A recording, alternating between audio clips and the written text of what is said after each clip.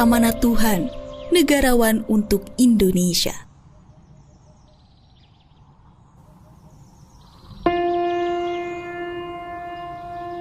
Tanah air ini lahir dari perjuangan panjang, dari tangan-tangan sederhana yang bekerja tanpa pamrih, dari hati-hati yang berani menantang ketakutan, demi sebuah cita-cita, demi Indonesia merdeka.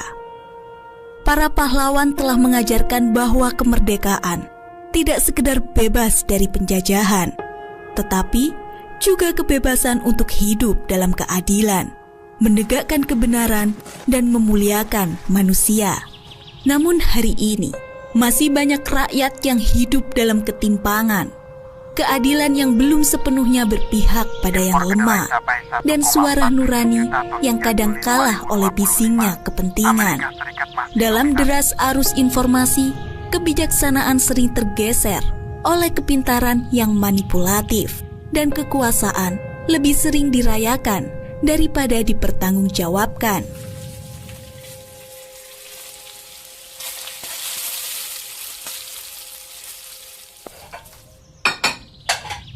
Tempe lagi, Mak. Iya, Nduk. Gak apa-apa ya. Uang dari ibumu, Mak tabung buat biaya kuliah. Iya, Mak. Harga kebutuhan juga naik terus.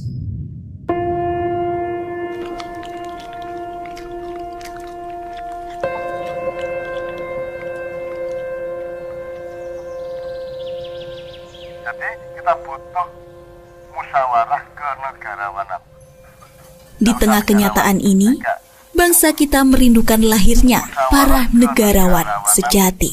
Indonesia, wong tuwek-tuwek, wong sing murni-murni ngelompok memberi rekomendasi dan gak perlu metoto-metoto, gak perlu sumbar-sumbar, dan gak musuhi sapa-sapa. Ini untuk mencintai bangsa Indonesia dan menjaga tanah air Republik Indonesia yang Allah kasih ke kita dan harus kita rawat sebaik-baiknya.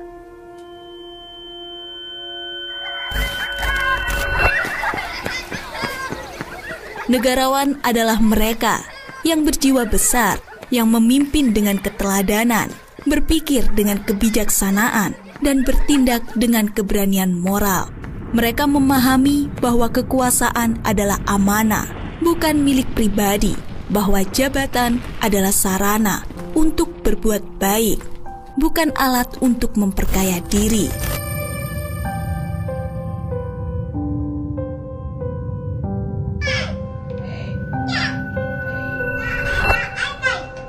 Negarawan tidak hidup untuk dirinya sendiri. Ia hadir untuk menjaga cita-cita para pahlawan agar tidak padam di tengah zaman yang berubah. Ia mengarahkan pandangan jauh ke depan, tetapi tetap berpijak pada nurani rakyat. Ia sadar bahwa kemajuan bangsa tidak lahir dari ambisi individu, melainkan dari keutuhan nilai, kejujuran, dan kesetiaan pada kebenaran.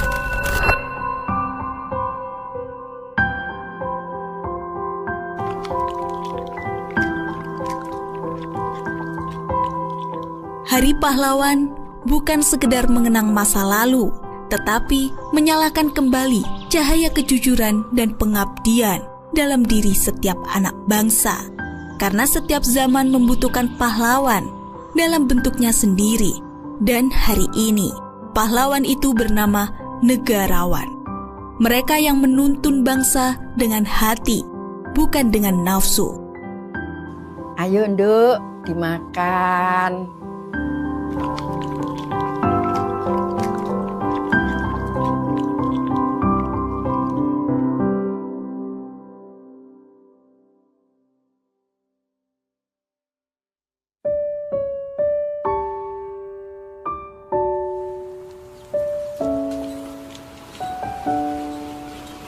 Tanah air adalah amanah Tuhan. Ia tidak butuh pemujaan, melainkan penjagaan. Ia menanti generasi yang tidak hanya bangga menjadi warga negara, tetapi juga bertanggung jawab sebagai penjaga nilai-nilai kebangsaan. Semoga dari rahim perjuangan ini lahir negarawan-negarawan baru yang memandang Indonesia bukan sekedar tempat tinggal, tetapi ruang suci untuk berbuat baik, berjuang, dan mengabdi bagi kemanusiaan.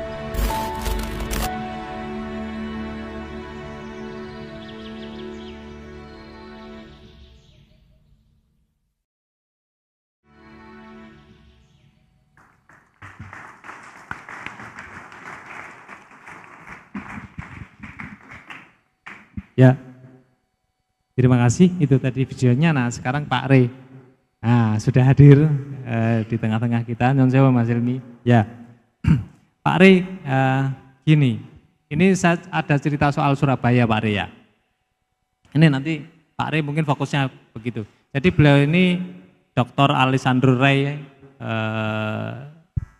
pokoknya dalam bidang hukum lah, SHMH atau apa ya.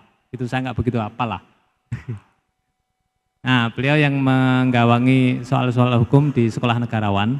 Nah, ini begini, ada satu cerita. Acaranya Mas Erik ini, saya kira ini acaranya Mas Erik. Beberapa tahun yang lalu di sini ada seorang gadis yang bercerita di hadapan pengajian. Waktu itu Ustadz Hanan Ataki. Dan gadis itu namanya Mbak Rosita. Mbak Rosita ini mengaku dia ayahnya meninggal, kemudian ibunya meninggalkan dia dengan dibebani 2 adik dan 1 nenek. Kemudian lulus SMA, bayangkan itu gimana? Gadis muda, ditinggal ayahnya meninggal, kemudian ibunya meninggalkannya tanpa kabar, minggatlah gampangannya. Dengan ditinggali 2 adik dan 1 nenek. Untuk menghidupi kedua adiknya dan 1 neneknya, dia bekerja di 3 tempat sekaligus. Dalam 1 hari kerja di 3 tempat. Kerja, pulang kerja lagi, pulang kerja lagi. Gimana itu bisa terjadi? Dan itu kita kemarin ke Finlandia, salah satu negara paling bahagia di dunia. Itu tidak mungkin terjadi, tidak akan ada orang seperti Mbak Rosita jika pengelolaan negara kita seperti Finlandia. Pajak digunakan untuk kesejahteraan rakyat, untuk padahal kita sudah punya loh pasal 34 Undang-Undang Dasar 45. Anak telantar dipelihara oleh negara, tapi faktanya itu tidak terjadi. Pajak digunakan bukan untuk kesejahteraan rakyat, tapi untuk kesejahteraan pejabat katanya, bukan saya, kata mereka loh ya. Nah, ini Pak Re ini kebetulan fokusnya di pajak. Pak Re nanti bisa cerita bagaimana sih sebetulnya, saya mau ngomong busuknya pajak nggak enak, tapi biar Pak Re aja lah. Saya nggak ngomong busuknya, itu cuman mancing aja Pak Re. Silakan Pak Re.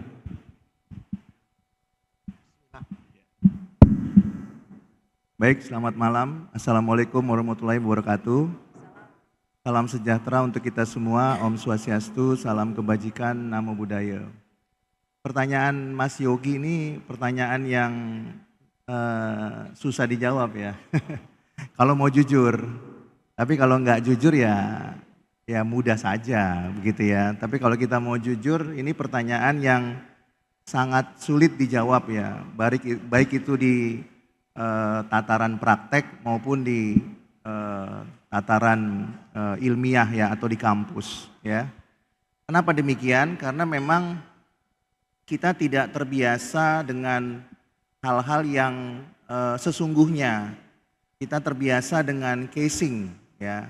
Informasi yang Bapak Ibu ya, Anda semua dengarkan itu kadang-kadang bukan informasi yang sesungguhnya. Ya, itu adalah informasi yang tentunya sudah dikondisikan. Tapi sebelum saya menjawab itu, Mas Yogi, mungkin kesempatan yang baik ini saya akan pertama-tama memberikan apresiasi dulu kepada Sekolah Negarawan, ya, karena Sekolah Negarawan tadi sudah dijelaskan di awal menggagas atau mengusulkan untuk dilakukannya amandemen atau revisi konstitusi kita, yaitu amandemen yang kelima dari Undang-Undang Dasar 1945, agar supaya rakyat kita menjadi berdaulat, ya. Apa yang dimaksud dengan rakyat berdaulat?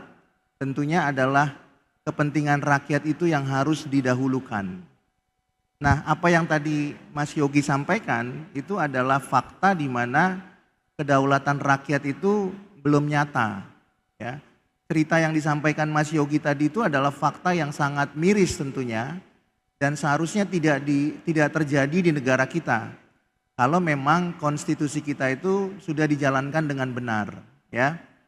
Nah, karena memang perlu diperbaiki, maka apa yang digagas oleh negara atau sekolah negarawan itu menjadi sesuatu yang perlu diapresiasi dan diberikan stempel legitimasi, karena memang itulah yang harus dilakukan secara formal maupun material agar supaya rakyat kita itu bisa menikmati, ya, apa yang menjadi haknya.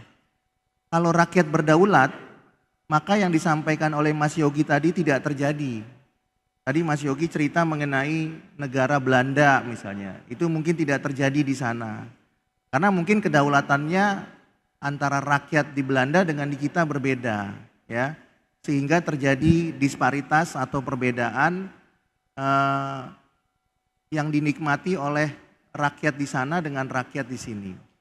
Nah, oleh karena itu sekali lagi tentu apa yang dilakukan oleh sekolah negarawan ini merupakan inisiasi yang baik, ya, agar kedepannya meskipun masih penuh tantangan, tapi paling tidak upaya untuk menggagas itu sudah dimulai. Saya perlu menyampaikan bahwa negara itu mungkin kalau mau dianalogikan secara sederhana, itu sama dengan sebuah perusahaan atau korporasi. Kalau korporasinya besar, maka biasanya orang yang berada di dalamnya, termasuk pemegang saham, direksi, dewan komisaris, bahkan karyawan, itu pasti akan menikmatinya. Kalau perusahaan besar, pasti gajinya di atas UMR. Kenapa? Karena mereka sanggup membayarnya. Tapi kalau perusahaannya morat-marit tentu sebaliknya. Begitu juga dengan negara. Kalau negara itu sejahtera, maka seharusnya pengangguran itu cenderung turun, ya. Bahkan sangat susah untuk mencari orang yang nganggur. Kalau negara itu sejahtera, maka tingkat pendapatannya di atas rata-rata. Tadi saya sebutkan misalnya di atas UMR semua. Kalau negara sejahtera, maka akses terhadap kesehatan itu mudah. Tidak banyak lagi orang yang sakit dan meninggal karena nggak sanggup bayar rumah sakit. Akses kesehatan itu sangat mudah, ya. Kalau negara sejahtera, akses terhadap pendidikan itu mudah, ya. Nah, kalau pendidikan itu mudah, maka dengan mudah juga masyarakat itu bisa menggerakkan geliat ekonomi karena pendidikannya mumpuni. Kalau akses pendidikan itu baik, maka tidak banyak masyarakat yang mudah diprovokasi dengan isu-isu yang belum tentu bisa dibuktikan kebenarannya. Jadi itu adalah indikator-indikator yang ternyata belum ada dalam tanda petik, ya, belum merata kalau saya boleh katakan di seluruh bagian daripada negara kita. Nah, itulah pekerjaan rumahnya dan itu sudah diinisiasi oleh sekolah negarawan untuk bisa dilakukan perubahan, dilakukan koreksi agar kedepannya menjadi lebih baik. Jadi untuk bisa mengukur negara yang sejahtera itu bisa kita gunakan analogi dengan perusahaan yang tadi. Kalau perusahaan yang baik biasanya menggunakan standar mutu internasional, ya. Mungkin Bapak Ibu pernah mendengar istilah ISO begitu, ya. Ya, kalau itu namanya standar mutu internasional, ya.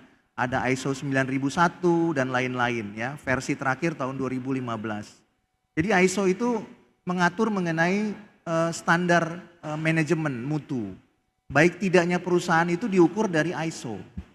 Nah, begitu juga dengan negara. Baik tidaknya negara itu bisa diukur dengan indikator-indikator yang tadi saya sampaikan, ya. Sehingga kalau itu belum terjadi, maka negara kita itu masih jauh daripada sejahtera. Nah, oleh karena itu apa yang dilakukan oleh sekolah negarawan merupakan upaya atau cikal bakal menuju ke sana, ya. Tadi siang pada saat FGD atau focus group discussion, saya menyampaikan bahwa salah satu negara yang sejahtera itu adalah di Timur Tengah, misalnya di Dubai, ya. Saking sejahteranya mereka tidak lagi membutuhkan pajak, ya. Tapi beda di negara kita masih butuh pajak. Tadi Mas Yogi ngomongin pajak soalnya, ya. Kalau di negara kita 82% lebih penghasilan itu dari pajak. Tanpa pajak negara ini bisa kolaps. Ya, jadi Bapak Ibu harus memahami itu. Tapi tentunya yang jadi pertanyaan adalah bagaimana mengelola pajaknya. Kalau dikelola dengan benar, seharusnya kesejahteraan itu juga menjadi keniscayaan. Tapi kalau sebaliknya dikelola dengan cara-cara yang tidak proper, maka kesejahteraan itu menjadi sangat jauh, ya. Nah, oleh karena itu membayar pajak seharusnya bukan beban, ya. Harusnya menjadi kesukaan, ya, menjadi sukacita bagi kita untuk membayar pajak, ya. Dengan catatan bahwa itu harus digunakan dengan tepat sasaran, ya. Nah, yang menjadi persoalan adalah bagaimana mengelolanya, siapa yang mengelolanya, dan apa yang harus dilakukan supaya itu bisa kembali kepada masyarakat. Nah, tentu itu pertanyaan yang juga perlu dikawal atau diawasi oleh kita semua, termasuk sekolah negarawan, ya. Jadi untuk bisa menjadi makmur, salah satunya adalah harus dari pajak. Karena memang itu adalah penghasilan kita sekarang. Pertanyaannya, bagaimana dengan sumber lain, misalnya sumber daya alam yang kita miliki, ya? Nah, ini juga menjadi persoalan karena tata kelolanya belum maksimal, sehingga kita masih terus mengandalkan pajak paling besar, ya, selain daripada sumber daya alam. Ya, sumber daya alam kita katanya kaya begitu, ya, yang kita dengar kan begitu. Tapi persoalannya kan kenikmatan itu belum dirasakan oleh banyak masyarakat, ya. Sehingga dengan demikian sekolah negarawan juga menggagas bahwa seharusnya kekayaan itu bisa dinikmati. Kalau belum dinikmati, maka ada persoalan dengan konstitusi kita.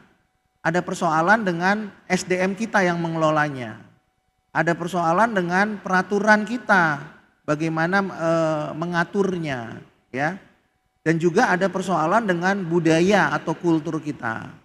Nah, oleh karena itu sekolah negarawan ini mencoba untuk memberikan solusi terhadap persoalan-persoalan tadi.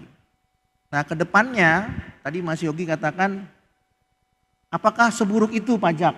Gitu Mas Yogi, ya. Apakah seburuk itu? Kalau kita mau bicara jujur, ya, tentu pekerjaan rumahnya banyak, ya, sangatlah banyak, ya. Apa yang dilakukan oleh Menteri Keuangan yang sekarang ini merupakan terobosan yang luar biasa kalau saya mau katakan. Tapi Bapak Ibu tahu nggak, ya, apakah yang dilakukan itu disenangi oleh banyak orang? Ini yang menjadi pertanyaan, ya. Apakah yang dilakukan itu disenangi oleh banyak orang? Apakah yang dilakukan itu mengganggu kepentingan banyak orang apa tidak? Ya. Nah, itu yang menjadi pertanyaan besar, ya. Kalau itu terus bisa dilakukan, maka sebenarnya maksud tujuan beliau itu baik sekali, yaitu untuk mensejahterakan rakyat. Tapi persoalannya kalau dia berdiri sendiri, yang menjadi pertanyaan adalah berapa lama dia bisa bertahan, ya. Nah, itu yang menjadi pekerjaan rumah. Tentunya Bapak Ibu bisa memberikan dukungan kalau memang tujuannya untuk mensejahterakan rakyat. Jadi banyak sekali kalau pertanyaan Mas Yogi tadi, apakah seburuk itu? Ya, saya harus katakan banyak PR yang harus dikerjakan, ya. Dalam konteks pencapaian target, Menteri Keuangan bekerja dengan maksimal dan sangat keras. Dalam konteks peradilan juga banyak. Tadi sudah dibuka oleh pembicara sebelumnya, narasumber sebelumnya, ya, bahwa mungkin sebelumnya atau nanti Mas Gembul, ya, yang akan bicara itu, ya. Bahwa di negara kita banyak mafia, ya. Ya, itu sudah menjadi rahasia umum, ya. Ada mafia tanah, ya ada mafia peradilan dan sebagainya dan sebagainya. Ya, sehingga dengan demikian itu juga berkaitan dengan pajak yang dihasilkan. Ya, kenapa? Karena tadi saya katakan pajak itu digunakan untuk membiayai semua lini negara kita, hampir semuanya. Ya, sehingga berkaitan satu dengan yang lain. Nah, jadi kalau saya mau katakan pekerjaan rumahnya banyak sekali. Dan kita memerlukan orang-orang yang punya integritas, orang-orang yang mempunyai visi, orang-orang yang disebut dengan negarawan, bukan orang-orang yang bermaksud untuk memperkaya diri sendiri. Kalau untuk memperkaya diri sendiri, maka seyogianya yang bersangkutan itu ya tidak pantas disebut sebagai negarawan, tapi pantasnya disebut sebagai entrepreneur mungkin. Karena memang entrepreneur itu punya kepentingan yang sangat jelas. Jadi mungkin itu yang saya bisa sampaikan ya, kalau panjang lebar nanti jadi kuliah 3 SKS. Mohon maaf juga kalau itu sudah terlalu panjang. Lagi-lagi saya mau menyampaikan apresiasi dan selamat kepada sekolah negarawan. Mudah-mudahan kedepannya ini bisa menjadi support ya, perbaikan konstitusi, peraturan kita, perbaikan sumber daya manusia, juga perbaikan kultur atau budaya kita, supaya kita menjadi negara yang paling tidak negara berkembang yang akan maju, kalau belum bisa menjadi negara maju. Mungkin itu Mas Yogi sementara yang saya bisa sampaikan. Baik. Ya, terima kasih. Baik, terima kasih Pak Rey. Tepuk tangan buat Pak Rey.